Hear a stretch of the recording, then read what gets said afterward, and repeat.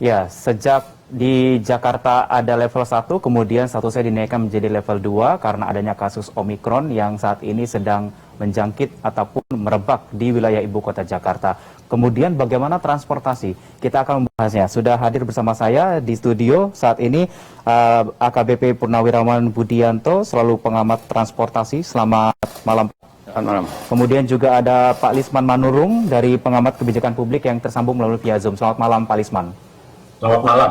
Baik, saya mau ke Pak Budianto dulu. Pak Budianto, ini kan tadi sudah dikatakan dan kita sudah melihat tayangan tadi ya, ada beberapa yang menjadi masalah ketika Omikron ini menjadi naik. Level 2 di Jakarta kembali ditetapkan. Semua berkurang, ada yang kapasitas menjadi 50%, ada juga yang 75% tergantung dari sektor esensial. Tapi yang menjadi masalah adalah transportasi tetap 100%. Bagaimana kebijakan ini Pak, dari hasil kacamata Anda? Ya,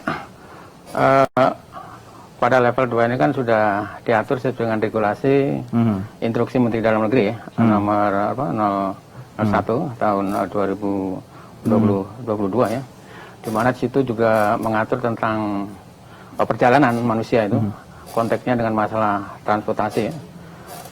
Memang bahwa dalam level 2 ini kapasitas transportasi tetap 100% gitu. Ya, emang dilematis juga ya, karena yang selama ini dipermasalahkan itu kan penularan dari masalah jaga jarak gitu. Nah, coba nanti kita bayangkan kalau transportasi 100% itu, padahal tujuannya adalah dalam rangka untuk menekan penularan daripada COVID-19, khususnya adalah varian baru Omikron gitu. Ya sebenarnya ini memang betul-betul dilematis sekali gitu. Kemudian konteksnya dengan masalah angkutan umum, terutama dalam tingkat operasional, memang kelemahan kita biasanya adalah terletak pada tingkat masalah pengawasan dan penegakan hukum itu. Kelemahan kita biasanya manajemen operasional. Lebih ke pengawasan sepertinya Pak ya? Pengawasan sama penegakan hukum. Padahal kalau kita lihat daripada regulasi yang mengatur tentang COVID-19, konteksnya dengan pemberian sanksi, itu kan sudah cukup banyak ya.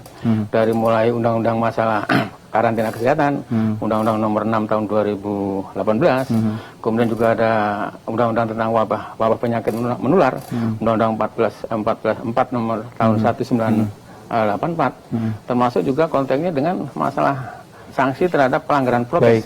Itu kan di masing-masing daerah memang beragam. Ada yang menggunakan perda, termasuk juga peraturan gubernur, jenisnya beragam juga. Ada yang sanksi administrasi, termasuk juga kerja sosial, termasuk juga membersihkan fasilitas umum dan sebagainya. Baik, saya ke Pak Lisman terlebih dahulu. Pak Lisman, dari pengamatan Anda, ini apakah perlu dilakukan pembatasan untuk moda transportasi dan juga jam operasional? Tapi kalau kita melihat pada saat ini kondisinya adalah pekerja ini sudah banyak yang masuk normal ini. Apakah nanti akan menjadi masalah baru ketika nantinya akan diberlakukan dan sebagainya, Pak Lisman? Baik, saya kira yang menjadi penting bagi kita semua, apa yang dikemukakan Pak Budianto tadi, bahwa harus ada upaya untuk mengatasi ya keadaan yang dilematis ya.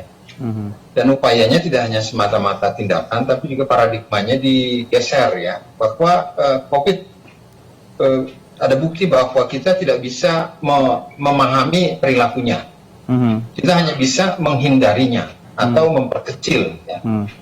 Karena dalam bidang medis pasti mereka tidak bisa memastikan dari mana dan kemana. Ini datang tidak jelas, perginya juga tidak jelas. Ya, tetapi yang bisa kita lakukan adalah memperkecil ruang gerak dari virus itu, dan tanggung jawabnya pada setiap orang supaya virus itu jangan kemana-mana kan gitu ya.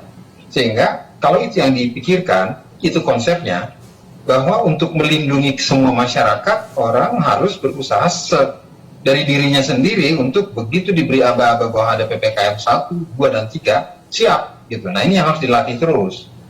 Nah, saya kasih tambahan, di beberapa negara sudah bahkan tetap bisa bekerja walaupun dalam keadaan tercemar itu ya, terinfeksi. Kenapa? Karena cukup jelas buktinya bahwa tingkat kematian yang diakibatkan oleh COVID-19. keadaan sekarang berbeda dengan yang sebelumnya kan. Jadi tidak usah panik, tapi kita hanya mempersiapkan diri dan tentu pemerintah diringankan dengan cara rakyatnya semakin disiplin. Karena kalau terlalu banyak membebani pemerintah, anggaran keluar, rakyat juga menderita bayar pajak. Gitu. Pak Lisman, kalau yang Anda lihat, apakah kondisi itu cocok dan berlaku di Indonesia? Harus. Jadi artinya, terutama misalnya penggunaan masker ya, dan juga penjagaan jarak, dan juga kesiapan dari sektor transportasi untuk bertanggung jawab supaya ini jangan kemana-mana, gitu loh. Jadi, ya ibarat memadamkan api lah. Kalau tidak mau celaka semua ya kita padamkan, tapi api akan tetap mengancam. Gitu. Baik, kita akan lanjutkan perbincangan kita Pak Lisman usai jeda pariwara yang satu ini. Tetaplah bersama kami di Newsroom.